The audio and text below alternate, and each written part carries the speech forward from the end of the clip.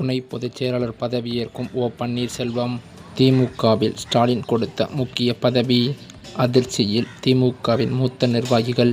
தமிழக சட்டமன்ற தேர்தலுக்கான பணியானது இறுதிக்கட்டத்தில் இருக்கிறது. அந்த வகையில் இன்னும் ஓரிரு வாரங்களில் தேர்தல் தேதியும் அறிவிக்கப்பட உள்ள நிலையில் அரசியல் கட்சிகளின் கூட்டணி தொடர்பான பேச்சுவார்த்தை இறுதிக்கட்டத்தை எட்டியிருக்கிறது என்றே சொல்லலாம். எதிர்க்கட்சியாக உள்ள அதிமுக ஆளுங்கட்சியான திமுகவை வீழ்த்தி மீண்டும் ஆட்சியை கைப்பற்ற வேண்டும் என திட்டம் தீட்டி கூட்டணியை அமைத்து வருகிறது. அந்த வகையில் கடந்த நாடாளுமன்ற தேர்தலில் பாஜகவுடன் கூட்டணியை முறித்து கொண்ட அதிமுகவோ 2026ஆம் ஆண்டு சட்டமன்ற தேர்தலில் எதிர்ப்பு வாக்குகள் ஒருங்கிணைக்கும் வகையில் பாஜகவை கூட்டணியில் இணைத்திருக்கிறது. அடுத்ததாக அன்புமணி தலைமையிலான பாமகவையும் கூட்டணியில் சேர்த்திருக்கிறது. மேலும் பல ஆண்டுகளாக எதிரும் புதிருமாக இருந்த டிடிவி தினகரனையும் கூட்டணியில் இணைத்த எடப்பாடி பழனிசாமி அடுத்ததாக தமாக, புரட்சி பாரதம், ஐஜேகே உள்ளிட்ட பல கட்சிகளை இணைத்து வருகிறது. அந்த வகையில் எந்த கட்சிக்கு எத்தனை தொகுதி என்பது தொடர்பாக சமீபத்தில் மதுரையில் கூட்டணி கட்சிகளுடன் நடைபெற்ற ஆலோசனை கூட்டத்தில் முடிவு எடுக்கப்படவில்லை என கூறப்படுகிறது.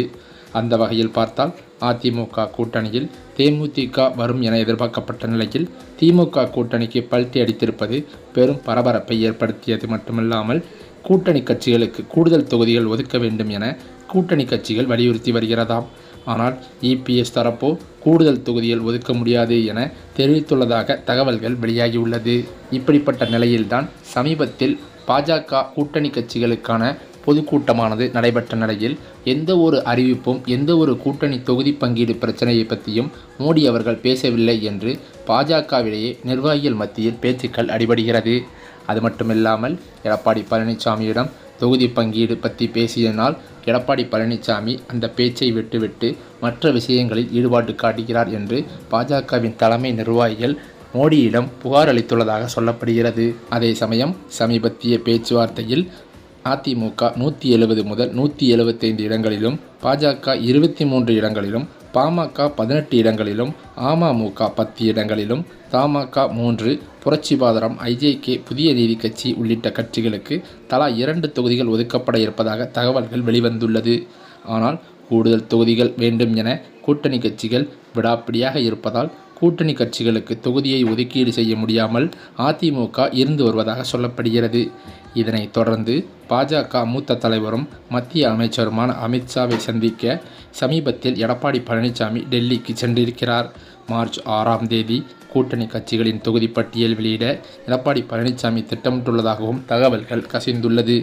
எனவே எடப்பாடி பழனிசாமி அமித்ஷாவை சந்திக்கும் போது கூட்டணியில் உள்ள அதிமுக, பாஜக உள்ளிட்ட கட்சிகளுக்கு ஒதுக்கப்படும் தொகுதிகள் குறித்து இறுதி முடிவு எடுக்கப்படும் என்றும் வெளியாகியிருக்கிறது. இதனை அடுத்து திமுகவிற்கு உதவும் IAS, IPS அதிகாரிகள் பட்டியல் அமித்ஷாவிடம் இபிஎஸ் ஒப்படைக்க இருப்பதாக அமைச்சர்கள் KN நேரு, செந்தில் பாலாஜி உள்ளிட்டோர் மீது தற்போது வரை எந்த நடவடிக்கையும் எடுக்கப்படாத நிலையில் அவர்கள் மீதான நடவடிக்கையை தீவிரப்படுத்த வலியுறுத்துவார் என்றும் தகவல்கள் கசிந்துள்ளது. இந்த நிலையில்தான் தமிழ்நாட்டின் அரசியல் களத்தில் தேசிய ஜனநாயக கூட்டணியின் தொகுதி பங்கீடு விவகாரம் பெரும் புயலை கிளப்பியிருக்கிறது. அதிமுகவின் பொதுச் செயலாளரான எடப்பாடி பழனிசாமி மார்ச் 2ஆம் தேதி காலை 11 மணிக்கு திடீரென டெல்லிக்கு கிளம்பியதாக அதிர்ச்சி தகவல்கள் வெளியாகி வந்தது. மேலும் அது மட்டுமில்லாமல் சமீபத்தில் மதுரையில் பிரதமர் மோடி பங்கேற்ற பிரம்மாண்ட பொதுக்கூட்டத்திற்கு பிறகு பாஜக மற்றும் அதிமுக இடையே நடைபெற்ற ரகசிய தொகுதி பங்கீடு பேச்சுவார்த்தை தோல்வியில் முடிந்ததாகவே கூறப்படுகிறது. குறிப்பாக பொதுக்கூட்ட மேடையிலேயே மீண்டும் அதிமுக ஆட்சி என இபிஎஸும், மத்தியில் மீண்டும் NDA ஆட்சி என பிரதமர் மோடியும் ஒருவருக்கொருவர் முரணாக பேசியது தொண்டர்களிடையே சலசலப்பை ஏற்படுத்தியிருந்தது. அந்த வகையில் ஏற்கனவே மதுரையில் எடுக்கப்பட்ட முடிவுகளை ஏற்க மறுத்துள்ள எடப்பாடி பழனிசாமி பாஜக மேலிடத்துடன் நேரடியாக பேசி சுமூகமான தீர்வு காண அல்லது தனது அடுத்த கட்ட அதிரடி முடிவை அறிவிப்பதற்கு டெல்லி செல்வது அரசியல் வட்டாரத்தில் மிகப்பெரிய அதிர்வலைகளை ஏற்படுத்தியிருக்கிறது. இந்த சூழ்நிலையிலோ தேசிய ஜனநாயக கூட்டணியில் தொகுதி பங்கீடு பிரச்சனையானது இன்னும் ஓய்ந்தபாடில்லை. மேலும் அது மட்டுமில்லாமல் அதிமுக, பாஜக இடையே ஏற்கனவே முரண்பாடுகள் இருந்து வந்த நிலையில் தற்போது அதிமுகவின் மூத்த அமைச்சர்களும் தொகுதி பங்கீடு பிரச்சனையில் தலையிடுவதாக எடப்பாடி பழனிசாமிக்கு இதன் காரணத்தால் புதிய தலைவையை உருவாக்கியிருப்பதாக சொல்லப்படுகிறது. பாஜக மற்றும் அதிமுக இடையே தொகுதி பங்கீடு குறித்து இழுபறி தான் நடந்து வருகிறது. தேசிய ஜனநாயக கூட்டணியில் தொகுதி பங்கீடு குறித்த பேச்சுவார்த்தையில் இழுபறி ஏற்பட்டதால் எடப்பாடி பழனிசாமி சமீபத்தில் டெல்லி செல்ல இருப்பதாகவும் அதிமுக வட்டாரங்களில் தகவல்கள் வெளியாகியிருக்கிறது. பாஜக 35 முதல் 40 இடங்கள் வரை கேட்கிறதாம். மேலும் அதிமுக பாஜக இடையே இதன் காரணத்தினால் தொகுதி பங்கீடு பேச்சுவார்த்தையானது தோல்வியில் முடிந்து வருவதாகவே சொல்லப்படுகிறது.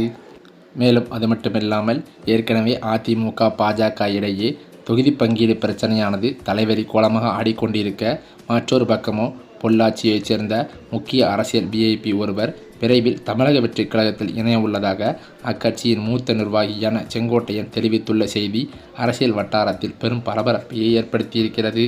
அதாவது, ஈரோட்டில் நடைபெற்ற தாவேகா செயல்வீரர்கள் கூட்டத்தில் பங்கேற்ற செய்தியாளர்களை சந்தித்த செங்கோட்டையன் அவர்கள் கேள்விகளுக்கு பதிலளித்து கொண்டிருக்கும் போது ஒரு ரகசியத்தை உடைத்திருக்கிறாராம்.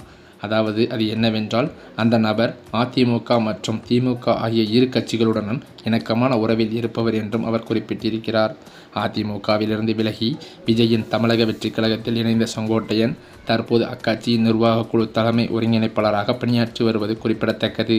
சுமார் 50 ஆண்டுகால அரசியல் அனுபவம் கொண்ட இவர் கட்சியை பலப்படுத்தும் நோக்கில் பல்வேறு அதிருப்தி தலைவர்களை தாவேகாவிற்கு இழுக்கும் முயற்சியில் ஈடுபட்டு வருகிறார். ஏற்கனவே ஜேசிடி பிரபாகரன் போன்ற தலைவர்கள் இணைந்த நிலையில் அடுத்தடுத்த அதிரடி மாற்றங்களுக்கு இவர் திட்டமிட்டு வருகிறார் என்று சொல்லப்படுகிறது.